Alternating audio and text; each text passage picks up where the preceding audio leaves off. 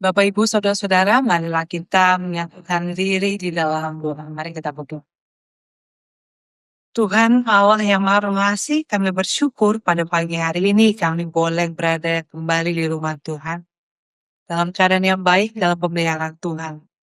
Kami teringat juga Tuhan pada orang-orang yang tidak dapat hadir bersama dengan kami saat ini karena kondisi kesehatan maupun kesibukan. Kiranya Tuhan juga boleh menyertai mereka. Tuhan juga boleh bersama dengan mereka dan menyatukan hati kami dalam persekutuan doa. Dan biarlah kiranya firman Tuhan yang akan kami baca dan kami renungkan Tuhan, itu juga boleh menjadi kekuatan bagi kami. Dalam nama Tuhan kami Yesus Kristus kami berdoa.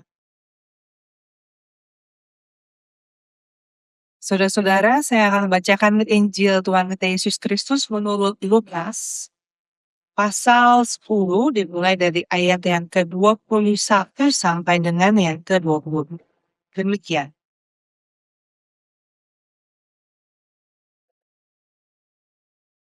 Pada waktu itu juga bergembiralah Yesus dalam Roh Kudus dan berkata, "Aku bersyukur kepadamu Bapa, Tuhan langit dan bumi, karena semuanya itu Engkau sembunyikan bagi orang bijak dan orang pandai, tapi Engkau nyatakan kepada orang kecil.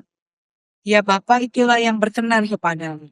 Semua telah diserahkan kepadaku oleh Bapakku dan tidak ada seorang pun yang tahu siapakah anak selain Bapa dan siapakah Bapa selain anak dan orang yang kepadanya anak itu berkenan menyingkapkannya." Sesudah itu berpalinglah Yesus kepada murid-muridnya secara bersendiri dan berkata, "Berbahagialah mata yang melihat apa yang kamu lihat. Sebab aku berkata kepada kamu, banyak nabi dan raja dahulu ingin melihat apa yang kamu lihat, tetapi tidak melihatnya. Dan ingin mendengar apa yang kamu dengar, tetapi tidak mendengarnya." Ya, sedemikian yang membaca firman Tuhan.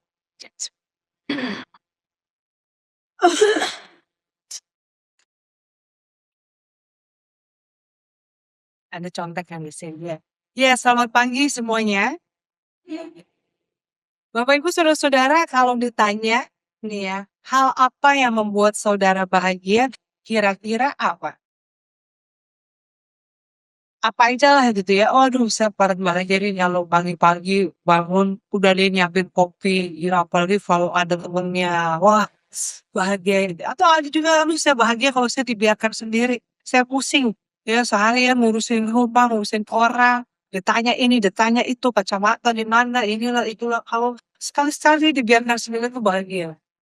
Atau mungkin ada juga bahagia kalau saya dapat duit banyak. Atau nggak kepikir apa ya yang membuat saya bahagia. Nah, tentu ada banyak sebab yang membuat orang mengatakan bahwa saya berbahagia nih kalau begini dan kalau begitu. Tapi kalau saudara dikasih tahu rahasia, bahagia.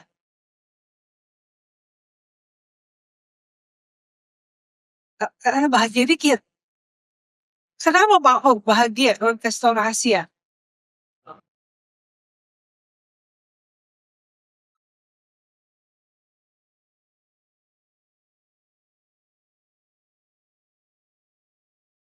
La Bielsa voy a Sanse. Va, bien, lo Ya, nggak perlu tahu. Jadi sebetulnya kepercayaan gitu ya. Dipercaya sesuatu yang kita nggak perlu tahu tapi dipercaya kepada kita. Tapi ada juga loh yang pusing kalau tahu rahasia kan. Rahasia negara gitu misalnya kan. Pusing kenapa? Kan namanya rahasia. Ya kita takut dong kalau HP bocor kan kita disangka kita yang membocorkan. Atau juga Bapak Ibu Saudara-saudara kadang-kadang ada juga orang yang seneng kalau dipercayakan sesuatu yang jangan bilang siapa-siapa ya, cuma kamu yang tahu. Kenapa? Karena bukan soal dipercaya seperti tadi Pak Pur bilang, tapi juga ego. Ya, wah, berarti saya spesial. Saya istimewa dibandingkan orang lain. Tapi biasanya orang yang bahagia kalau dipercaya karena egonya, biasanya dia juga nggak bisa pegang rahasia, betul nggak? Kenapa? Karena dia mau nunjukin ke orang-orang, ya, bahwa dia tahu sesuatu yang orang lain belum tahu. Ya, kenapa sih orang udah tahu rahasia? Jangan ngomong-ngomong ya, saya cuma ceritanya sama kamu loh, beneran. Tapi dia cerita ke yang lain, kenapa? Iya, oke nanti satu mau bocor, ember, dan sebagainya. Tapi sebetulnya di balik itu ada semacam kebutuhan untuk divalidasi bahwa, hey, saya tahu lebih daripada kamu. Saya lebih dipercaya daripada kamu. Ada semacam itu. Makanya Sebenarnya kalau orang tidak bisa pegang rahasia, itu tuh, bukan hanya sekedar, bocor ya, karena kalau orang yang bocor kan kita juga nggak mau cerita sama dia gitu ya. Tapi ada semacam kebanggaan bahwa, saya tahu lebih daripada yang orang-orang nggak tahu. Tapi zaman sekarang kayaknya udah nggak ada rahasia ya, sekarang semua bahkan yang rahasia negara aja bisa bocor di sosial media. Ibaratnya rahasia publik lah, semua juga udah tahu, tapi nggak diomongin.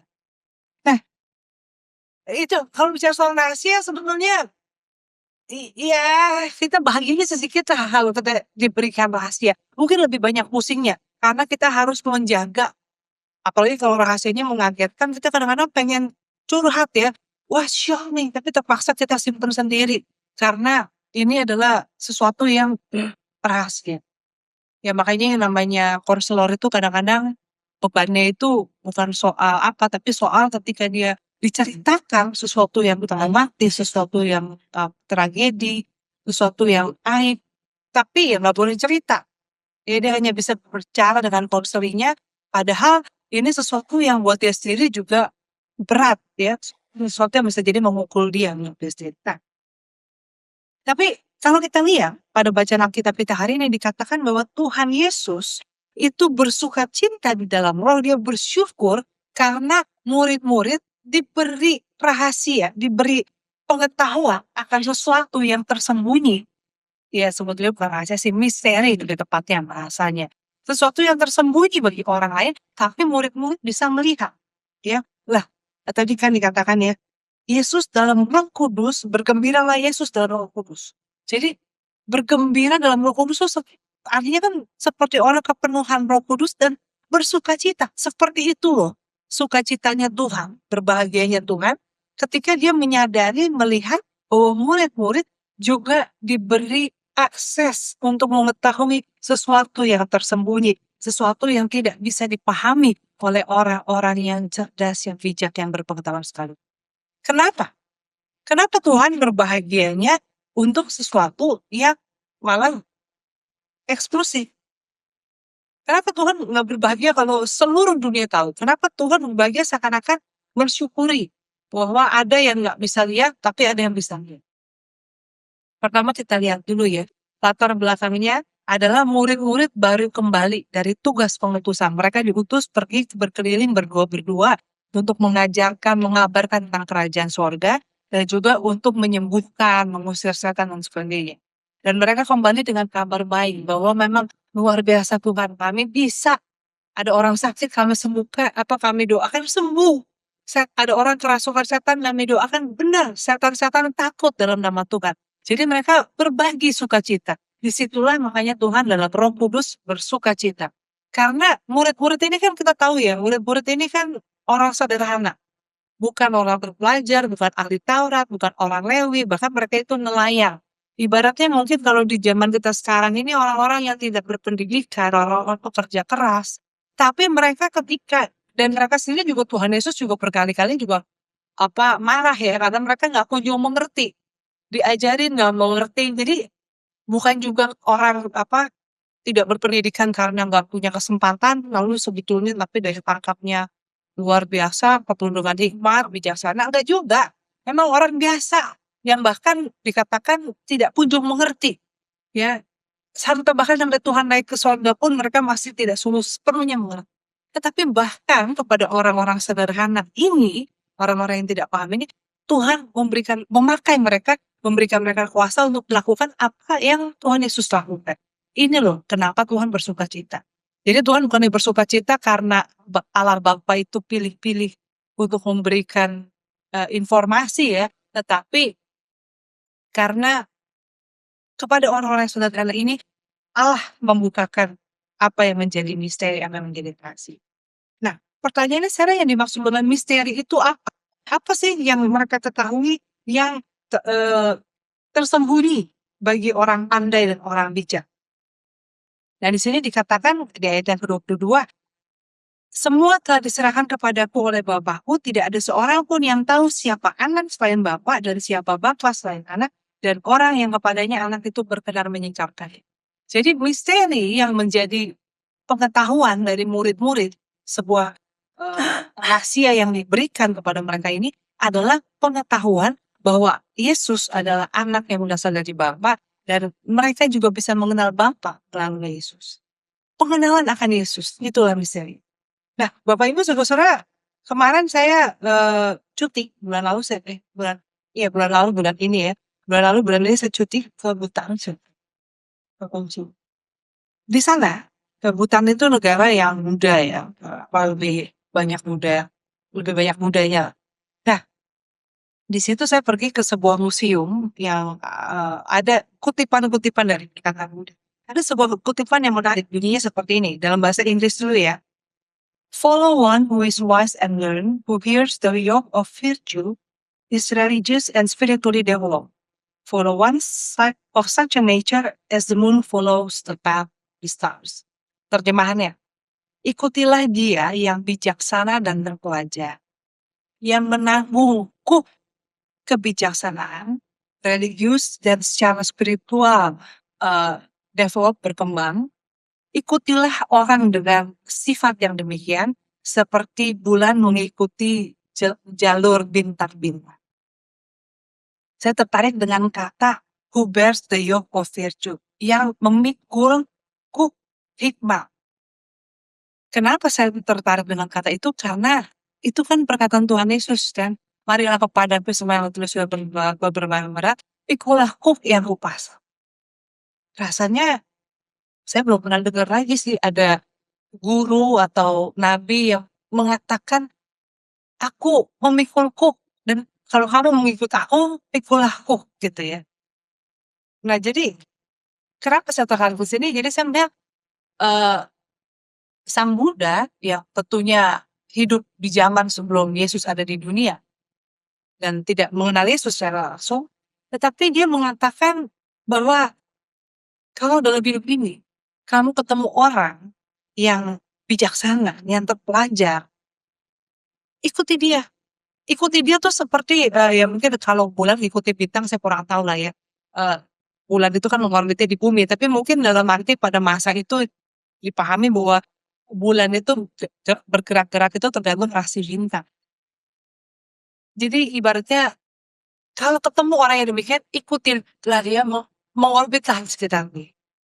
Nah, saya membayangkan seorang yang tercerahkan seperti seorang Sang Buddha aja mengatakan hal seperti itu. Lalu artinya sebuah karunia yang terbesar, sebuah hikmah atau mutiara yang dicari banyak orang religius apapun, orang dengan latar belakang agama apapun, yang sungguh-sungguh mencari dalam kerinduan, dalam kehausan, sebetulnya membawa kita pada apa yang sudah kita miliki, apa yang sudah kita dapat di dalam Tuhan. Yaitu Tuhan Yesus yang mengatakan, pikulah yang kupasang karena kukul itu ringan, karena bebanku itu ringan. Saudara-saudara, saya nggak mau mengatakan ini dalam arti dengan agama-agama lain, saya nggak mau mengatakan bahwa kita ini paling keren, kita ini yang paling benar dan sebagainya, bukan dalam hal itu. Tapi saya mau mengatakan bahwa apa yang kita dapatkan sebagai orang Kristen dalam perjumpaan kita dengan Tuhan. Kenapa Tuhan Yesus dikatakan berbahagianya itu bukan cuma senang, tetapi di dalam Roh Kudus, dipenuhi Roh Kudus, bergembira. Karena ini suatu karunia yang luar biasa. Pertanyaannya, kita ini sudah mendapat bagian di dalam Tuhan atau kita sudah benar-benar mengenal Tuhan dalam pengenalan yang membuat kita bersukacita.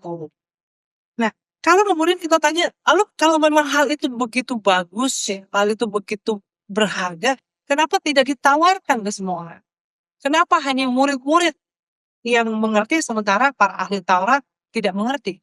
Sekali lagi, bukannya karena Tuhan pilih kasih. Karena kedatangan Tuhan, kedatangan Yesus ke dunia itu justru kan karena banyak orang yang tidak mengerti. Lalu ya, baiklah Allah menjadi manusia supaya kalian sungguh-sungguh mengerti langsung. Ya, mungkin kemarin nabi-nabinya itu salah ngomong atau kurang jelas atau terbatas, mereka sendiri penuh kelemahan. Maka Yesus Allah sendiri yang datang dalam Kristus supaya seluruh dunia itu mendapat perjumpaan dengan Tuhan. Tapi kenapa justru hanya sebagian orang yang dikatakan merekalah yang mendapat karunia mengenal kebenaran itu karena mereka mau. Masalahnya bukannya karena perlu kepintaran tertentu, perlu skill tertentu untuk bisa menjumpai Tuhan, atau perlu ke hutan, atau perlu naik gunung, atau perlu masuk goa, tidak. Tapi maukah kita? Nah, di sini kita melihat bahwa mendapat bagian di dalam hal itu adalah ketika kita mau untuk mengalami Tuhan sepenuh-penuh. Anugerah Allah itu diberikan dengan cuma-cuma, tanpa harga. Ya perlu kita bayar, karena Tuhan yang mau bayar dengan lunas. Tetapi perlu kemauan dari kita untuk merendahkan diri kita untuk dibentuk oleh Tuhan. Karena seringkali apa yang kita pikir menjadi bagian dari penyataan Tuhan, rencana Tuhan, maksud dan kehendak Tuhan, berkat Tuhan, pemeliharaan Tuhan, itu tidak seperti yang kita pikirkan. Kita berpikir kan berkat Tuhan itu kalau ya misalnya tadi bangun tidur udah ada kopi gitu ya, tapi mungkin bangun tidur kita masih bikin kopi sendiri, berkatnya adalah apa? Ada kopinya, ya ada airnya, ada gulanya, itu kan juga sebuah berkat. Ya kadang-kadang kita berpikir berkat itu tuh kalau kita banyak duit, berkelimpahan, padahal berkat itu kalau kita cukup, ya pokoknya nggak mencuri, nggak paksa harus menyusahkan orang, kan bisa menolong sesama. Hal-hal seperti itu, ini perlu kerendahan hati dari kita untuk melihat bagaimana Tuhan menyatakan diri. Karena ada banyak orang yang bukannya bukannya mereka tidak diberkati oleh Tuhan sehingga mereka tidak merasakan kasih kuasa Tuhan, tapi karena tidak mau melihat, selalu mengeluh, selalu marah-marah. Satu hal yang saya perhatikan ya Bapak Ibu Saudara, kan dalam Alkitab seringkali dikatakan banyak sekali yang hendaklah kamu melimpah dengan syukur, hendaklah hatimu melimpah dengan syukur, mengucap syukurlah senantiasa dan seterusnya. Bersyukur itu juga bukan hanya soal kita dengan Tuhan, ya, tapi bersyukur itu juga adalah bagaimana kita membawa diri di tengah pergaulan. Perhatiin deh, orang kalau yang nggak suka bersyukur tuh lawan katanya apa? Suka mengeluh ya, suka mengeluh, komplain, ngomel, berkeluh kesah, pokoknya itu ya. Nah kalau ada orang yang seperti itu, bahkan dalam relasi pergaulan tuh biasanya orang kemudian apa? Nggak nangis, ya. Misalnya dia nih suka komplain kritik mulu gitu ya. Ketika misalnya dia ngomong begini begitu, orang biasanya, ah udahlah nggak usah didengerin lah. Misalnya makanannya nggak enak nih gitu. Ah udahlah dia mah memang nggak pernah ada yang bagus lah, nggak ada yang enak di pantai dia gitu kan. Diajak jalan-jalan aduh tempat hotelnya kotor gitu. Panitianya ya udahlah dia mah memang begitu, ribet, ya kan? Sehingga akhirnya ketika orang tidak pandai bersyukur, bahkan dia pun pendapat dia sekalipun benar, tidak dianggap oleh sesama. Tapi kalau orang pandai bersyukur ya, dalam arti apresiatif, berterima kasih, bersyukur, ya bahkan mungkin diungkapkan misalnya habis kebaktian, waduh pendeta khotbahnya bagus sekali, saya nggak bilang saya minta gitu ya, tapi maksudnya khotbahnya bagus sekali. Padahal mungkin orangnya biasa aja khotbahnya gitu kan. Itu yang nyanyi tadi merdu sekali, aduh. Mungkin manis banget lah ngomongnya ya, dan orang kayaknya biasa aja gitu ya. Tapi kan nggak akan ada yang keberatan. Walaupun kita tahu mungkin itu mah gombal-gombalnya dia aja gitu ya. Tapi kita nggak akan marah gitu ya. Pak, Bu, jangan muji-muji ya. Saya kan jelek sebetulnya kalau puji-puji. Kayaknya enggak gitu ya. Ya kita ya oke terima kasih gitu. Dan kalau misalnya suatu hari dia tidak mengucapkan pujian atau tidak berterima kasih, tidak mengucapkan syukur, justru kita malah jadi bertanya-tanya. Kenapa ya kok hari ini tumben kita nggak dipuji gitu kan? Apa tadi jelek ya nyanyinya ya? Apa tadi jelek ya khotbahnya gitu? Dia nggak perlu mengkritik, bahkan hanya dengan diam saja kita sudah mengevaluasi dia. Artinya kalau kita mau menjadi orang yang berbahagia mendapat bagian dalam Tuhan, kita perlu rendah hati dan juga hati yang selalu melimpah dengan syukur. Bukannya selalu mencari kekurangan dan kejelekan. Saya sendiri terus terang susah, terutama ketika melihat pemerintah negara kita nih gitu ya, kayaknya ini gimana mau bersyukurnya, kok kayaknya ada-ada aja terus gitu ya. Tetapi tetap ada yang bisa kita syukuri. Kita hidup di tengah bangsa, ya saat ini misalnya di Eropa orang lagi pada kepanasan ya, heat wave, atau misalnya di banyak tempat lah, di sana sini gitu. Ya kita relatif walaupun gerah-gerah di sini, kita Kalau goreng telur masih perlu kompor kan. Kalau di Eropa tuh katanya orang buka jendela goreng telurnya di jendela gitu kan, saking panas. Ada banyak hal yang bisa kita syukuri. Dan biarlah rasa syukur dan kerendahan hati itu bisa membuat kita menjadi orang-orang yang berbahagia karena kita sungguh mendapat bagian di dalam Tuhan. Tuhan menolong.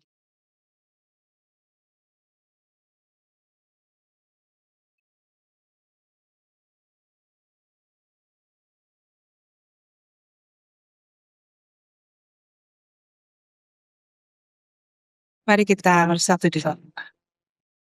Tuhan Allah kami mengucap syukur kepadamu karena Engkau telah memilih kami menjadi orang-orang, sekalipun kami bukan siapa-siapa, tidak bisa apa-apa, tetapi Engkau memilih kami untuk mengenal Engkau, mengenal Allah Bapa melalui Sang Anak Yesus Kristus, dan juga dalam kuasa dan tuntunan Roh Kudus. Untuk itu kami bersyukur Tuhan, bahwa Tuhan mempercayakan pada kami sebuah pengetahuan, sebuah perjumpaan yang dirindukan oleh banyak manusia. Saat ini kami juga mau berdoa Tuhan, oleh karena itu bagi orang-orang yang sungguh merindukan Tuhan, orang-orang yang merindukan kebenaran yang sejati, orang-orang yang merindukan kelegaan, orang-orang yang merindukan pimpinan Roh Kudus, orang-orang yang merindukan pemulihan, kelepasan dari beban-beban kehidupan, beban-beban dunia. Dimanapun mereka, bagaimanapun keadaan mereka, biarlah kiranya kasih kuasa Tuhan boleh menjangkau mereka.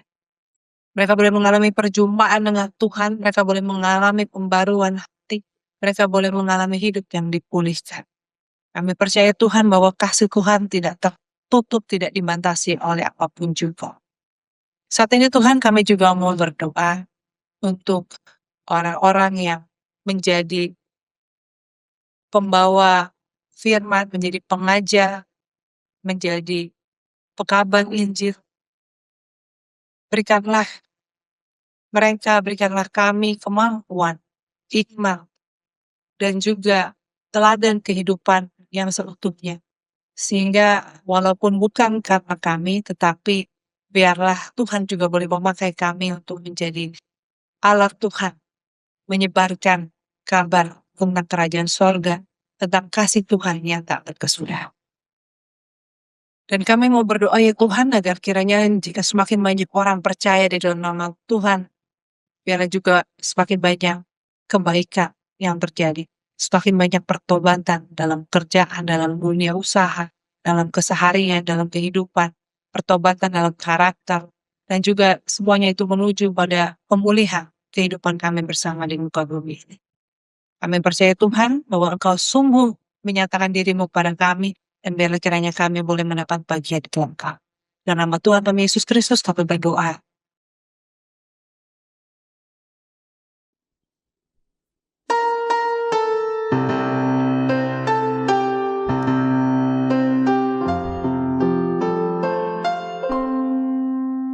Kasih